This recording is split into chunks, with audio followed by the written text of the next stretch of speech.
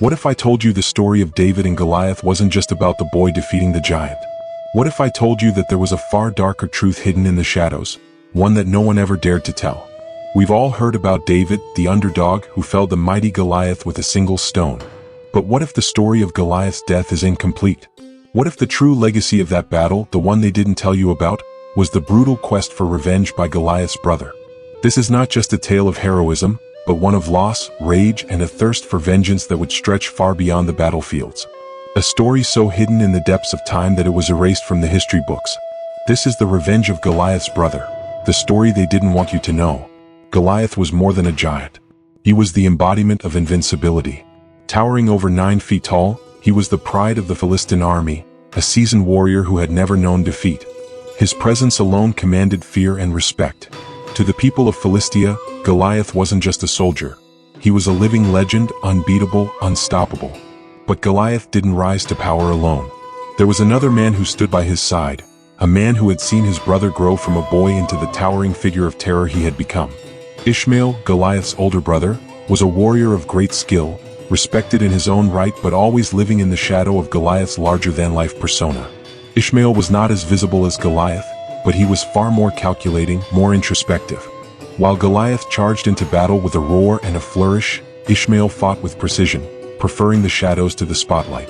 They had been brothers in arms, but more than that, they shared a bond that went deeper than just blood.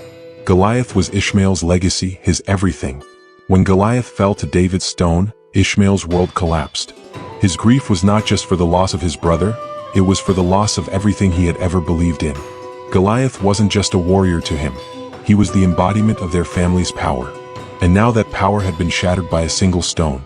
What made it worse was the way the world celebrated David, this young boy who had stolen everything from Ishmael, including his brother's place in history. Ishmael's sorrow turned to fury. The loss of his brother wasn't just a family tragedy, it was a betrayal. Goliath's death was a stain on the Philistine people, and it was one that Ishmael vowed to erase. He would avenge Goliath, not just in the eyes of the Philistines, but in his own heart. He would make David suffer for what he had taken. Ishmael watched from a distance as David, the young shepherd, stepped up to face his brother in battle. The moment was surreal as Goliath, the terror of the battlefield, seemed invincible. But Ishmael wasn't just watching from a distance, he was absorbing every moment with a kind of growing dread. As the battle began, he could see the arrogance in Goliath's stance, the overconfidence in his movements. It was as though Goliath believed no one could ever defeat him. But then that fateful stone flew through the air. The moment Goliath's body crumpled to the ground, everything slowed down. Ishmael's heart sank as he watched his brother, his protector, the giant who had stood tall his entire life, fall before a mere boy. The ground seemed to tremble beneath him, and for a moment, time stood still. The Philistine army watched in stunned silence as David stood victorious, but to Ishmael, the defeat felt personal.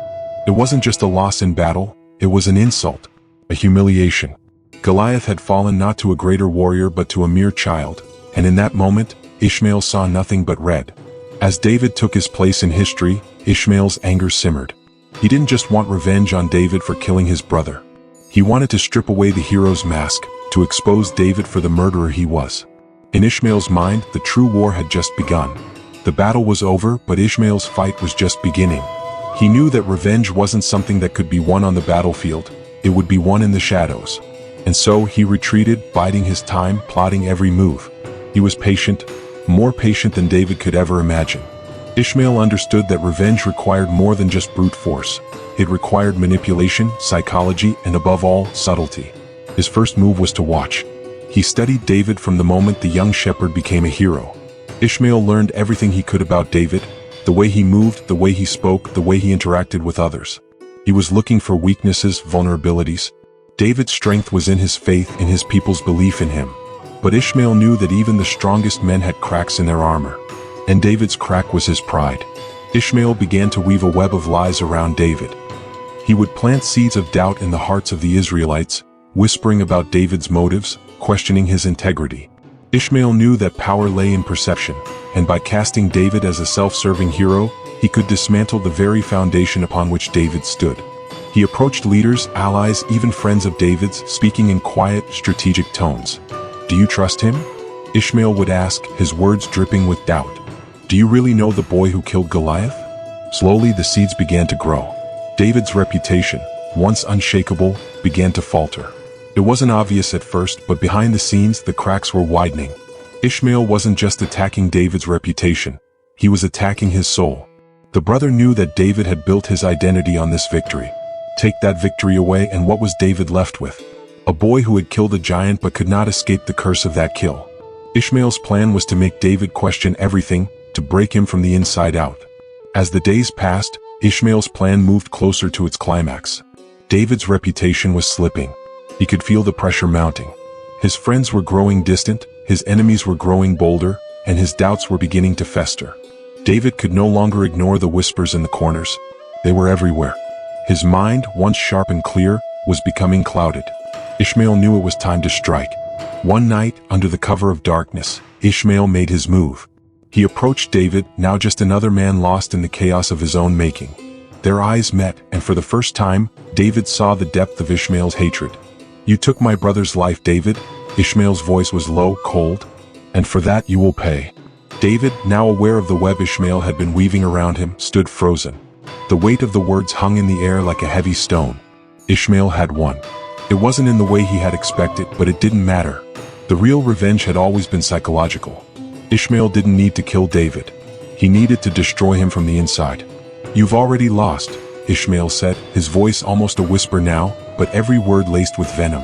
"Your people may praise you, but you'll always be the boy who killed my brother. You'll always be the murderer." David, standing in the silence of that moment, realized the full extent of his victory. He had defeated Goliath, but in doing so, he had become the villain in someone else's story. And for the first time, David doubted his place in history. The vengeance Ishmael had plotted for so long didn't come in the form of a blade. It came in the form of the burden David would carry for the rest of his life. Ishmael didn't need to strike the killing blow.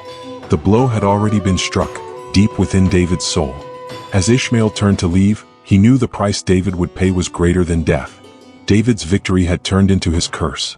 No amount of victory, no amount of fame, could ever wash away the blood of Goliath.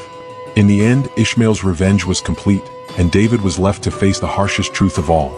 Sometimes the greatest battle isn't the one fought on the field, it's the one waged in the mind.